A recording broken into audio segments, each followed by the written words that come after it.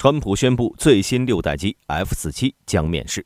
波兰暴兵50万，普京将迎来新麻烦。特朗普与普京通电话，普京拒绝全面停火。两人谈话内容公开，双方究竟说了些什么？乌军再次换将，安德烈·格纳托夫出任乌军总参谋长。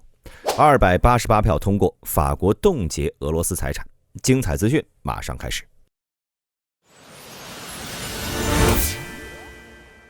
美国第47任总统特朗普21号宣布，选定波音公司生产下一代空中优势战斗机，并将新一代战机命名为 F-47。特朗普在白宫与美国国防部长赫格塞斯共同会见媒体时宣布了这一决定。它将是有史以来最先进、性能最强、杀伤力最强的飞机。按照特朗普的说法， F-47 的实验版本已经秘密试飞了近5年。它已经在秘密试飞，我们确信它将会超越全球任何一款战机。它具备前所未有的机动性、速度、武器系统以及隐身能力，并同时表示 F-47 借助隐身技术几乎无法被探测。我们的盟友已经表现出购买兴趣，而且可能会获得阉割版的战机。不过遗憾的是，特朗普并没有公布 F-47 战机的生产成本和时间表，但他称任内将建造并升空一支 F-47 机队。根据美国媒体报道， F-47 将接替 F-22 成为美空军第6代主力空中优势战机，预计整项目总价值高达数千亿美元，单机造价将超过3亿，仅工程和制造开发合同价值就超过了200亿美元。在俄乌冲突持续焦灼的2025年3月7号，波兰总理图斯克在华沙国防委员会特别会议上宣布重磅军事改革计划。根据该方案，波兰武装力量将在3年内完成从现有的 14.6 万现役部队到50万常备军的跨越式扩编，同步启动全民基本防卫训练计划，要求18到60岁公民每年接受不少于30天的军事技能培训。尤其引发国际关注的是，图斯克明确表示不排除通过国际技术合作获取战略威慑能力，这被视为波兰谋求核武器化的政治暗示。作为北约东翼最前沿国家，波兰从2022年俄乌冲突爆发以来，已经向乌克兰输送价值超过110亿美元的军事装备，接纳了超过300万乌克兰难民。华沙大学东方研究中心数据显示，2023年波兰民众对俄的负面态度达到冷战后的峰值 93%。这次扩军计划剑指俄罗斯。图斯克在讲话中直言，当莫斯科用坦克重绘欧洲版图，我们不能仅依靠北约的第5条款。军事观察家指出，如果波兰如期地实现50万军队目标，其陆军规模将超越冷战时期，成为中东欧地区最大的常规武装力量。配合北约在波兰部署的陆基宙斯盾反导系统和 F-35 战机中队，这种兵力投送能力足以对俄罗斯加里宁格勒飞地形成前行压力。自俄乌冲突爆发以后，北约大幅加强了在东翼的军事部署，因此俄罗斯就算是最终打赢了乌克兰，它周边依然存在北约的重兵部署。还有，大家不要看俄罗斯当下在战场上掌握有全盘优势，实际情况是在这场俄乌冲突当中，普京的很多既定目标其实并没有实现。首先就是乌东4地的入俄地位。俄罗斯要的乌东4地入俄，不仅是俄罗斯要实控4地，更是要从法理上确定对4地的合法主权。如果不能明确这一点，美国和欧洲以及其他很多国家依然会认定乌东4地是乌克兰的主权领地。未来西方依然能支持乌克兰夺回乌东4地。换句话说，俄罗斯未来将永无宁日。今年1月，俄罗斯外长拉夫罗夫曾表示，在解决乌克兰冲突的问题上，应该讨论一项法律协议。该协议需要包含一个不可违约的机制。所谓的不可违约机制，就应该包含有必须确认俄罗斯对乌东4地的合法主权。但现在情况是，俄罗斯甚至都没有彻底拿下乌东4地。至于合法主权问题，俄方当下连对克里米亚的合法主权都还没有得到国际社会的认可，想一口气吞下乌东4州，简直是天方夜谭。此外，还有对乌克兰去军事化的目标，此举无疑是为确保乌克兰未来不会对俄罗斯发起进攻，但这一目标现阶段也没实现，而且特朗普可能不打算承诺这一点。不久前，特朗普已经恢复了对乌克兰的军事和情报支持，更不用提特朗普本意还支持欧洲派兵入乌。因为欧洲不派兵，哪怕俄乌真的停火，特朗普也无法确保他们不会再次打起来。3月18号，特朗普和普京进行了电话会晤，并希望达成为期30天的停火协议。但普京拒绝了特朗普的全面停火方案，只同意暂停30天对乌克兰能源设施的袭击。除非欧美各国停止对乌克兰的所有军援，俄罗斯才会考虑为期30天的全面停火方案。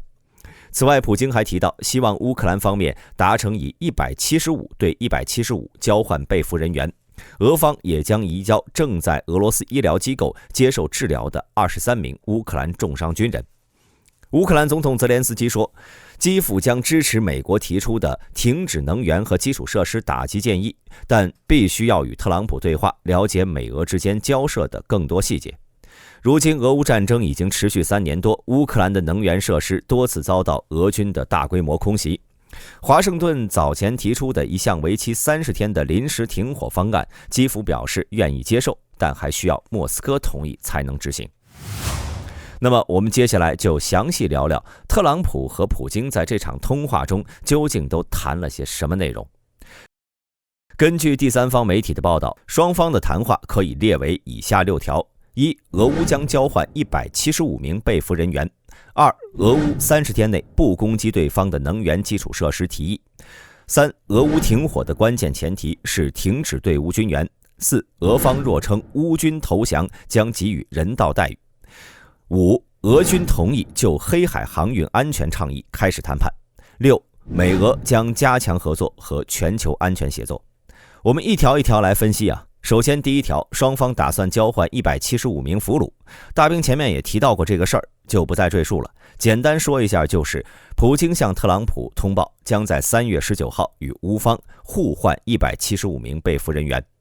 第二条，关于俄乌30天内不攻击对方能源基础设施的提议，其实一开始的目的呢是达成30天全面停火，但普京是否决了这一提议，双方来回拉扯后才定下互补攻击能源设施的折中方案。目前，普京和泽连斯基都已对此倡议做出积极回应，并立刻下部队下达了相关指令。第三条是关于俄军提议的，俄乌停火的关键前提是停止对乌军援的问题。在通话中，针对特朗普提出的30天停火倡议，普京紧接着就提出了很多前提条件，例如需对全线停火实施有效监督，必须停止对乌克兰境内的强制动员以及武装部队的重新武装。然而，这些条件对于乌克兰方面来说根本是无法接受的。第四条称，若乌军投降将给予人道待遇。这条其实没什么好说的，只是普京趁机宣传，试图打击乌军士气。第五条，同意就黑海航运安全倡议开始谈判。普京对特朗普提出的有关黑海航运安全倡议做出了回应，双方同意就此开始谈判，以明确倡议具体细节。第六条，关于俄美将加强合作及全球安全协作，则是比较笼统的外交礼仪。总的来说呢，美俄双方在3月19号的通话持续超过90分钟。特朗普在通话结束后在社媒发文说，他称赞这次通话良好且富有成效，声称他和普京已经同意迅速达成停火协议。乌总统泽连斯基在18号夜间接受媒体采访，对特朗普和普京通话的初步信息以及可能推动冲突结束的前景发表了评论。泽连斯基称，乌克兰已经准备好采取必要步骤，但目前俄罗斯仍需要展示诚意，目前俄罗斯还在拖延冲突。泽连斯基还表示，他尚未与美国总统通话，只有在通话后才能明确具体会支持哪些提议。泽连斯基强调，没有乌克兰参与的关于乌克兰问题的谈判不会取得成果。泽连斯基还希望特朗普能够意识到，俄罗斯计划在扎波罗热、乌克兰东部、哈尔科夫和苏梅方向发动进攻行动，以便最大限度地向乌克兰施压，最后以强势姿态提出最后通牒。乌克兰近期也采取了多重策略，试图在谈判中掌握主动权，并积极寻求支持。当地时间3月11号，美国和乌克兰双方在沙特会面，继续讨论美乌矿产协议，并且就俄乌和谈相关问题协调立场。乌克兰还提出部分停火方案，希望借此促使美方撤销冻结对乌情报共享和武器供应的决定。2025年3月16号，乌克兰总统泽连斯基根据国防部提议，任命安德烈·赫纳托夫少将为乌克兰武装部队总参谋长。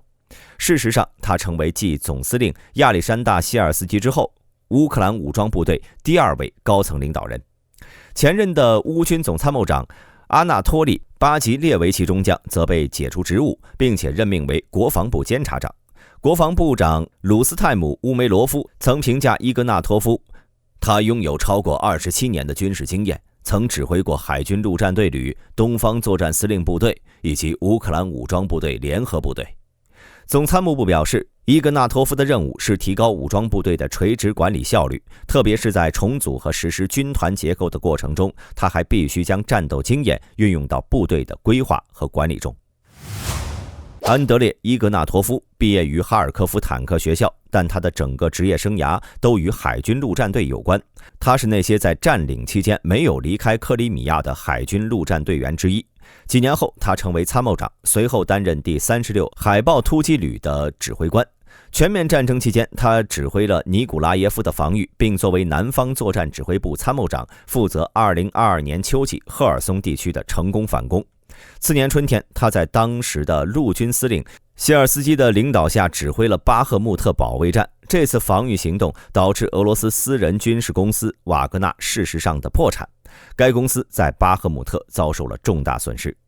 伊格纳托夫获得过很多奖项，包括军功十字徽章、3级博格丹·赫梅利尼茨基勋章和为乌克兰服务奖章。